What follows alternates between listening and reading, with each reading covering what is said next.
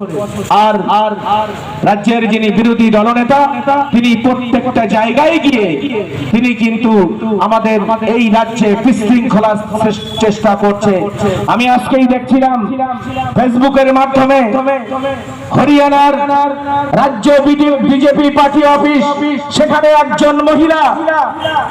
একজন মহিলা তিনি বিচার পাননি।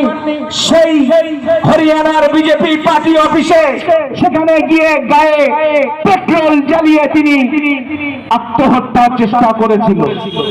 সাথে সাথে সেখানে পুলিশ ছিল, সেই মহিলা হাফ পুড়ে গিয়েছে। আমার কাছে ভিডিও আছে, আপনারা দেখতে চাইলে আমি দেখাতে পারি। সেখানে কি নৈরাজ্য সৃষ্টি করছে বিভিন্ন জায়গায় ভারতবর্ষে এই বিজেপি নামক সাম্প্রদায়িক দল। এরা কিন্তু কোনো উন্নয়ন করেনি, এরা কিন্তু কোনো ইউনিভার্সিটি করেনি, এরা কিন্তু উচ্চ শিক্ষায় শিক্ষিত হওয়ার জন্য কোনো জায়গা এরা তৈরি করেনি।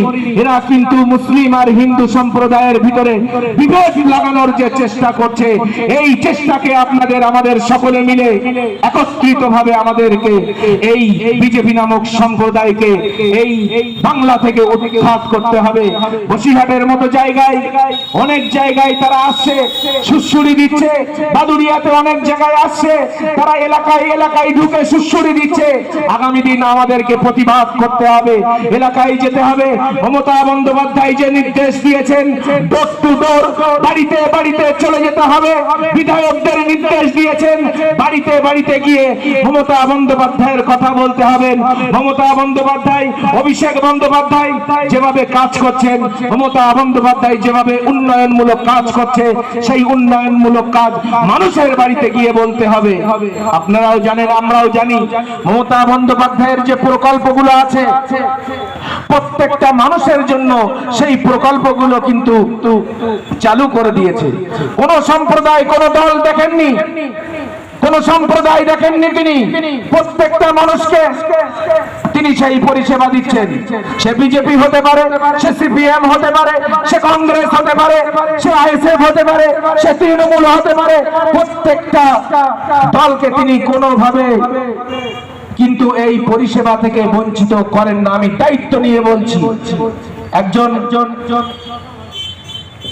আপনারা জানেন, আমরাও জানি, সোশ্যাল মিডিয়ায় দেখেছি বিজেপির একজন সভাপতি, বুথের যিনি সভাপতি, তিনি দিদিকে বলো ফোন নাম্বারে ফোন করেছিলেন যে আমি খুব অসহায়, আমার একটা ঘর দেওয়া হোক। সাথে সাথে নবান্ন থেকে ভিডিও ডিএমএদের মাধ্যমে সেই ঘরটা তিনি পেয়েছেন। প্রকৃত গরিব তিনি। তাহলে রাজ্যের মুখ্যমন্ত্রী মমতা বন্দ্যোপাধ্যায় তিনি মানবিক, তার নেতৃত্বে তৃণমূল কংগ্রেসের আমরা সৈনিক, তৃণমূল কংগ্রেসের আমরা দায়িত্বশীল।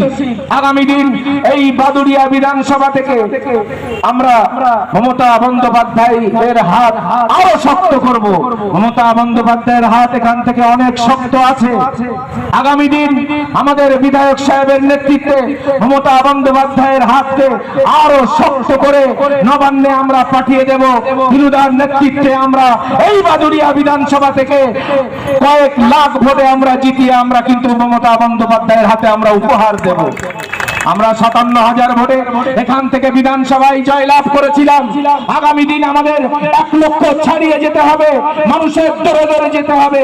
আমরা কিন্তু আপনাদের সেবক, আমরা কিন্তু আপনাদের কর্মী, আমরা তৃণমূলের নেতা নয়। তার কারণ রাজ্যের মুখ্যমন্ত্রী মমতা বন্দ্যোপাধ্যায় তিনি বলেছেন আমিও একজন তৃণমূল কংগ্রেসের সৈনিক, আমিও একজন তৃণমূল কংগ্রেসের নেতৃত্ব। সেজন্য আমি আপনাদের দায়িত্ব নিয়ে বলছি, আপনারা যারা ওয়ার্ডে নেতৃত্ব দেন, আপনারা যারা অঞ্চলে যারা নেতৃত্ব দেন, আপনারা ভয় পাবেন না। আমরা আপনাদের সঙ্গে আছি। যখন যেভাবে যে রাত্রেতে আমাদের প্রয়োজন হবে আপনারা আমাদের ডাকবেন। আমরা ন্যায়ের পক্ষ থেকে, আমরা ন্যায়ের পক্ষে গিয়ে আপনাদের কাজ করব। ন্যায়ের পক্ষে গিয়ে আমাদের বিধায়ক সাহেব বাদুড়িয়াতে উন্নয়ন করবে। বাদুড়িয়াতে আগামী দিন বিধায়ক সাহেবের উন্নয়ন সারা 14টা অঞ্চল, 17টা ওয়ার্ড অনেক উন্নয়ন হবে। এটা আমি দায়িত্ব নিয়ে বলে গেলাম। 2 থেকে 3 সপ্তাহের ভিতরে প্রায় 1.5 কোটি টাকার উপরে বাদুড়িয়া বিধানসভার বিধায়ক হাজী আব্দুর রহিম সাহেবের ডেভেলপমেন্টের কাজ আমরা হাতে করে আপনাদের দুয়ারে দুয়ারে পৌঁছে দেব। এটা আমি দায়িত্ব নিয়ে বলে গেলাম। সকলে ভালো থাকবেন, সকলে সুস্থ থাকবেন, এই বলে আমি আমার সংক্ষিপ্ত বক্তব্য শেষ করছি। জয় হিন্দ, বন্দে মাতরম।